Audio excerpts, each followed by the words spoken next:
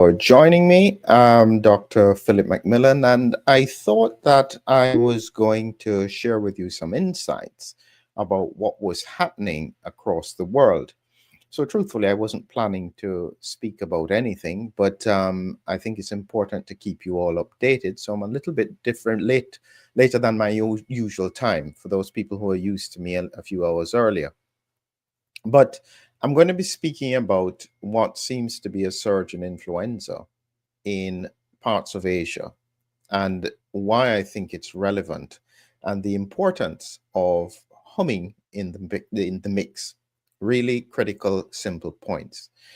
Before I start, I would just like to take the opportunity for those people who have been following Hurricane Melissa, which has just hit Jamaica, and this is a category 5 hurricane. This is the biggest that we can have. It is likely to have done tremendous devastation.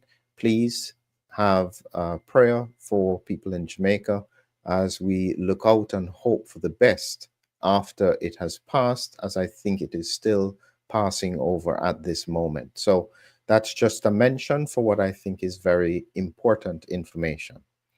So let's get back to what is happening in relation to COVID. And as I said, I'm trying to keep you updated with regards to what is going on across the world because I think this is important for us to look out for. So a few weeks ago, I was breaking the news about what was happening in Japan. And if you don't remember, or if you hadn't been following, just a few weeks ago, we had this was the Japan story, 14th of October, 2025, and Japan sees early flu activity with school closures. So this was 2 weeks after this had happened, and they were seeing an early and severe influenza activity this season. Question is, was it just Japan? And this is the point that I'm making, is that in order to understand these patterns, you then have to look to see where they're occurring. So not only Japan, we have here Singapore seeing an early seasonal uptick in flu cases, expecting a surge by the end of the year. And when they looked at their numbers, you can see here 37% positivity with a peak of 40% a few weeks ago. Again, a similar kind of timeline. Thirdly, we have here as well, this is more recent news, flu cases in Manila rise by 22% in October, for which 98% of them are influenza. And this was measured in a number of hospitals across the Manila region in the Philippines. So what we're seeing is we're seeing an outbreak of a more pervasive form of influenza, which is spreading far more rapidly in the context of that part of the world. And just a practical point is that influenza, usually the transmission period, or the period where you are asymptomatic and you can transmit the virus, is usually about 24 hours. And this is part of the reason why you usually pass it on to maybe one or at most two people when they look at the R number. But in this context, it's clearly spreading far more avidly. And what I think is happening is that people are not having symptoms for that normal just 24-hour period. And so therefore they are walking around with symptoms that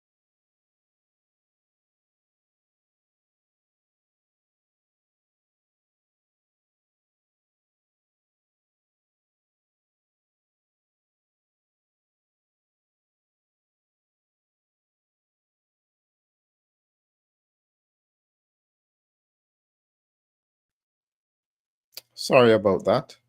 I think I'm having some connection problems, and hopefully that sorts itself out. But as I said, this, in my view, is an indication of the fact that populations are struggling to control infections.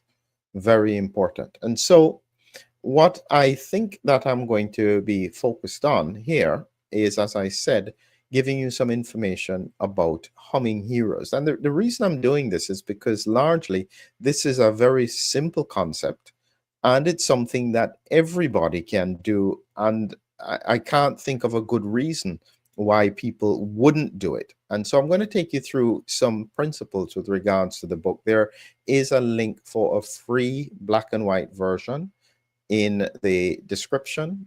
And so you can get that, join our newsletter. So we're happy for the following and the support, but we really do want you to buy the full book off Amazon. The link is there as well. But just to give you the premises and the principles with regards to this book here, which is Humming Heroes Inside the Nose That Almost Nobody Knows. And this was a collaboration with Lumientia, my brother John Macmillan, to create this book because so few people understood this principle with regards to nitric oxide and why just by humming it improves the ability of your sinuses to make nitric oxide, which is antiviral, antibacterial, and anti-inflammatory. Very simple strategy which everybody can do.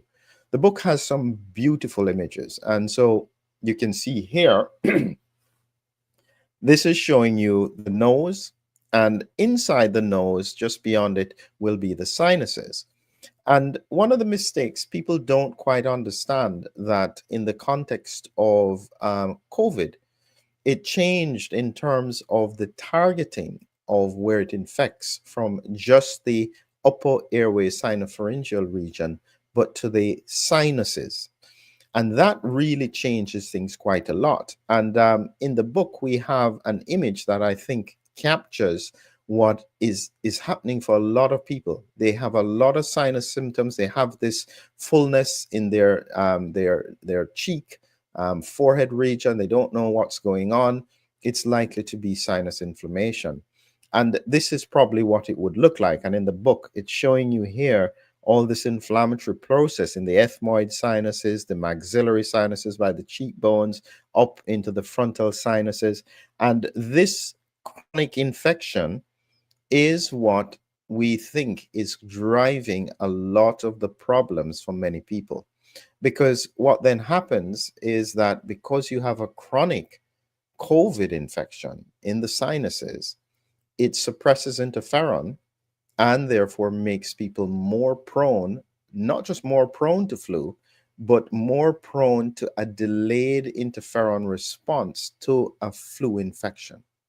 And so fundamentally, what is very interesting in this is that suddenly the suppression of interferon by COVID, and actually this is such an important point, let me emphasize it again. When we had severe COVID, it primarily occurred because when the virus, the SARS-CoV-2 virus, infected, it was able to block the alarm systems. It was like a ninja, sneaked in, switched off the alarms.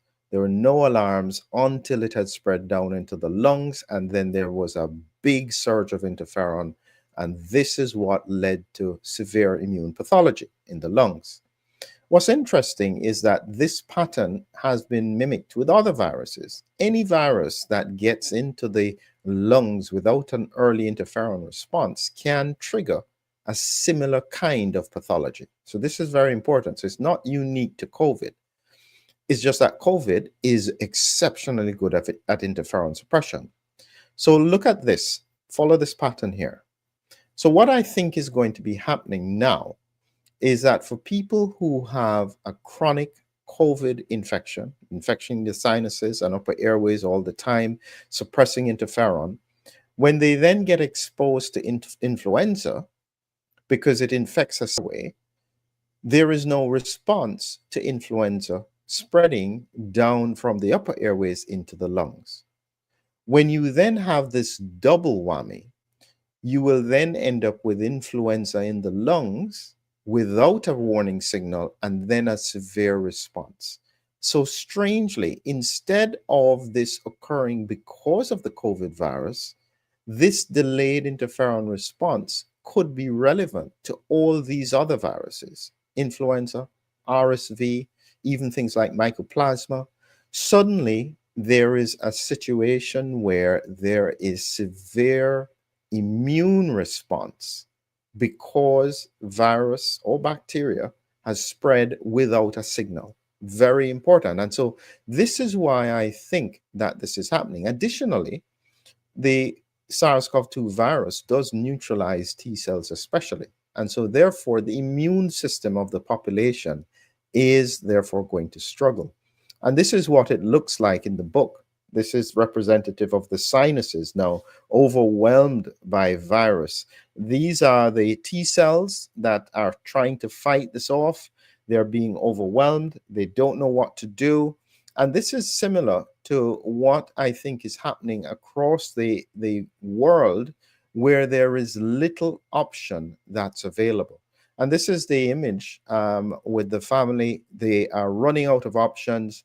All of this is virus infecting all around them. There are not enough of them to fight it off, and they are surrounded. This is what the story is about. It's great for children to understand the principles of the science. And just to mention that not only do we have the story over here, but we also explain the science down here so that adults will get it as well. So it's a really, really important book.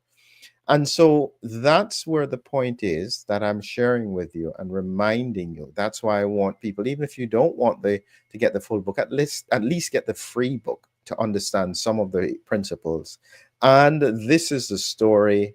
The brilliant young lymphocyte works out that actually if we hum, it can then impact the system. They can't do it themselves. They need nitric oxide.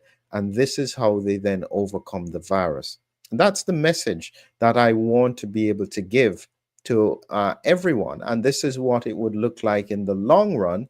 Finally, they have overcome the virus. The sinuses are now clear. Everything is healthy. And this is the end of the story. And the same principle applies to everyone else. Humming, as simple as it sounds. If you don't like to hum, sing.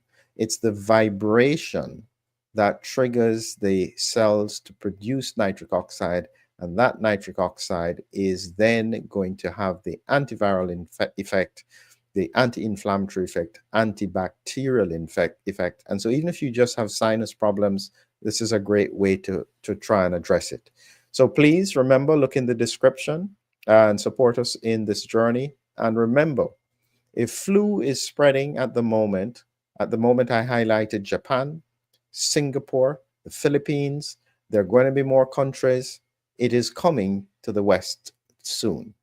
And in the same way, if you are not prepared, we'll all become overwhelmed in the longer run. Time for us to be better prepared than we were for COVID, which is still driving, in my view, a lot of the pathology that we're seeing across the world. Have a great evening.